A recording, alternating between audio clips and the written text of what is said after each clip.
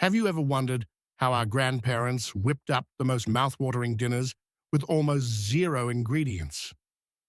Back in the 1950s, inventive housewives turned pantry staples into kitchen gold, stretching budgets, saving time, and making everything taste like it came from a fancy diner. No fancy gadgets, just clever hacks passed down like family secrets. But today, we've swapped them for microwave meals and pre-packaged junk. Well, buckle up. We're dusting off 20 clever cooking hacks from whipped up cream to secret bread molds so you can taste nostalgia on a plate. Trust me, these will make you rethink your Instant Pot. Let's dive in and see why simple used to mean spectacular. Fluffy evaporated milk, whipped cream. In an era when fresh cream was pricey and often hard to find, clever cooks chilled a can of evaporated milk overnight until it turned slushy, then whipped it by hand into fluffy peaks. A squeeze of lemon juice helped it hold shape, creating billowy toppings for pies or puddings without the splurge. The science? The milk's concentrated proteins trapped air like magic, and that cold temp was key. Some even froze their bowls and beaters for extra fluff. Back then, it was a budget saver during a rationing. Today, we grab aerosol cans, but this hack delivered richer flavor that lasted hours. Why did it fade? Convenience won, but try it once. You'll wonder why we ever stopped. Bacon grease jar. Next to every 1950s stove sat a ceramic jar or coffee can labeled grease, where drips of fat from frying bacon were strained through cheesecloth and stored like treasure. That liquid gold went on eggs, potatoes, sautéed veg, and even cornbread, adding unbeatable smoky flavor for weeks on end. Moms knew to filter out burnt bits for purity, and it didn't need refrigeration in those cooler kitchens. It was a Depression-era holdover, turning waste into wonder. One grandma might fry up Sunday breakfast with grease saved from Tuesday's rashes. Modern health trends ditched it for cholesterol fears, but nothing beats that crispy edge it gave to simple spuds. Lost art? Absolutely. Your olive oil can't compete. Canned soup magic for casseroles. One can of Campbell's condensed soup mixed with milk or stock could bind 4 cups of leftovers into an instant casserole. Think green bean bake or tuna noodle surprise. The soup's perfect thickness and seasoning did all the heavy lifting. Just pop it in the oven and go on with your chores. Introduced in the post-war boom, it was a busy mom's dream, turning scraps into creamy masterpieces without a from-scratch white sauce. Families raved about how it masked yesterday's chicken into tonight's feast. We skip it now for gourmet recipes, but back then it fed crowds on pennies. Why forgotten? Processed food got a bad rap, yet it was pure genius for rationing days. Oven-baked butter burgers. No grill, no problem, shaped patties sat on a baking sheet, each crowned with a pat of butter that melted into the meat as they baked, keeping burgers juicy and rich. While the oven worked its magic, Mum's mashed potatoes or folded laundry, multitasking at its tastiest. This trick popped up in the 50s when outdoor grilling was a luxury. The butter basted from above, creating a caramelized crust without smoke or mess. Picture a family of 5 digging into these on a weeknight. Pure comfort. Fast food chains killed it off, but it was way healthier and tastier than today's greasy drive-through. Sarcastic twist. Who needs a Big Mac when butter does the trick?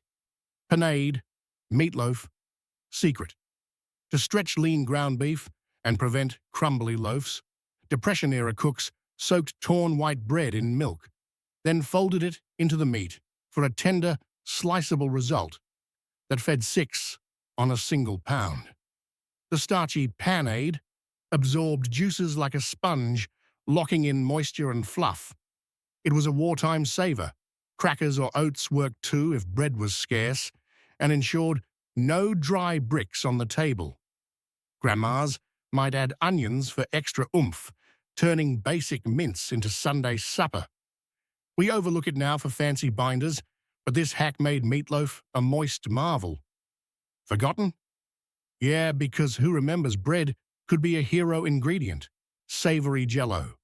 Salads, gelatin wasn't just for sweets. Savory molds with cabbage, carrots, or shrimp suspended in bouillon jello were party showstoppers, chilled to glossy perfection. The trick?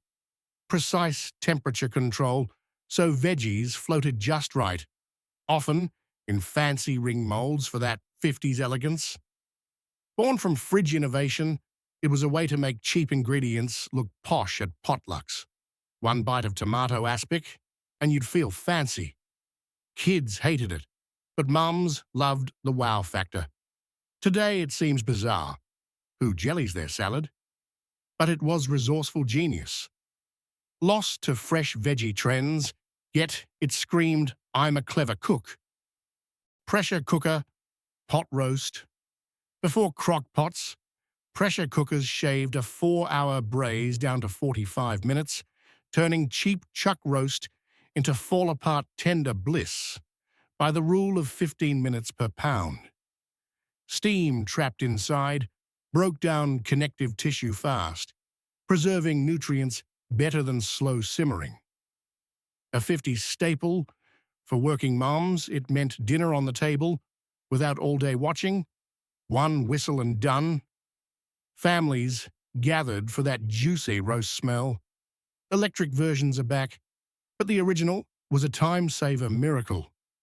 Why faded? Slow cookers stole the spotlight, but nothing beats the speed. Instant pudding pie fillings. When boxes of instant pudding appeared in 1950, home cooks discovered they could make pies in minutes. Use slightly less milk, whip in Cool Whip or Evapco milk, pour into a graham cracker crust, chill 30 minutes, and voila. French silk-style pies without eggs or tempering. The high solids made it firm and creamy, perfect for potlucks. One box fed a crowd, and flavors like chocolate or vanilla turned basics into desserts. It was a post-war convenience win. Busy housewives rejoiced. We ignore it for from-scratch pride, but it was foolproof magic. Who needs a bakery when pudding's your secret weapon? Coffee can, brown bread. Molds. Sturdy. Coffee cans became de facto steamers for New England brown bread, batter of cornmeal, whole wheat flour, molasses, and raisins for sweetness was packed into greased cans, then steamed 2 hours for perfectly round, moist loaves. The metal conducted heat evenly, yielding dense slices that stayed fresh for days. A 50s recycling hack, it used what was on hand, no fancy molds needed. Grandmas sliced it warm with butter for breakfast. Plastic packaging killed the cans, but it was zero-waste brilliance. Forgotten? Yep, now we buy sliced bread. Boring. Pilot light. Dough proofing. Gas ovens with a tiny pilot flame made ideal bread proofers at 80 to 85 degrees Fahrenheit. A covered bowl on the middle rack rose consistently, draft-free, with some adding a pan of hot water below for humidity. It was like a mini bakery at home, ensuring even fermentation without guesswork. Pre-1980s, energy efficiency. This was a free perk. Overnight proofing meant fresh rolls by morning. Mums baked loaves that rose like pros. Modern ovens lack it, so we improvise with warm spots. Lost gem. Who knew your stove was a secret dough spa? We're at the halfway mark. 10 more hacks ahead. If these are stirring up Grandma's kitchen vibes, smash like and tell us in the comments which one surprised you most. Let's keep the nostalgia rolling. Foil-lined broiler pans. Lining the broiler pan with heavy-duty foil. caught grease and drippings for easy cleanup, while the shiny side reflected heat back onto the meat for even browning and perfect crusts. Plus, all those drippings stayed contained for gravy. A 50s cleanup saviour, it meant no scrubbing burnt-on mess after roasts. Mums shaped it to fit, turning a chore into a breeze. It worked for everything from steaks to veggies. Non-stick sprays replaced it, but foil was cheaper and foolproof. Baking soda, bean booster. A mere 1/4 teaspoon of baking soda in soaking or cooking water cut bean cooking time almost in half, softening skins and breaking down pectin for melt in your mouth results in 90 minutes instead of 3 hours. The alkaline boost reduced gas too, perfect for family dinners. A depression trick, it stretched cheap protein. Grandmas timed it precisely to avoid mush. Instant Pots stole the show, but this was pure chemistry on a budget. Forgotten? Sadly, yes. We boil beans forever now. Cream of tartar meringue. Stabilizer to turn temperamental egg whites into rock-solid, glossy peaks. They added 1/8 teaspoon cream of tartar per white. The acid tightened the foam structure, preventing weeping and collapse for pavlovas or baked Alaska. It lowered pH for better protein bonds, ensuring stability even at room temperature. A baking essential in the 50s, it made desserts foolproof. Vinegar subs work okay, but tartar was the pro move. Lost to easy recipes, yet it was the secret to sky-high meringues. Baking soda for sour tomato sauce. 2 tangy spaghetti sauce, a quick pinch of baking soda, about 1/8 teaspoon, neutralized excess acidity without sugar. You'd hear a few gentle fizzles, and the sauce instantly mellowed, balancing flavors like magic. It changed the pH directly, unlike sugar's mask. Italian nonnas swore by it for canned tomatoes. 1 bubble and dinner was saved. Health trends ditched it, but it was a quick fix for sour surprises. Why forgotten? We sweeten everything now. Missed opportunity. Sift and mix dry goods.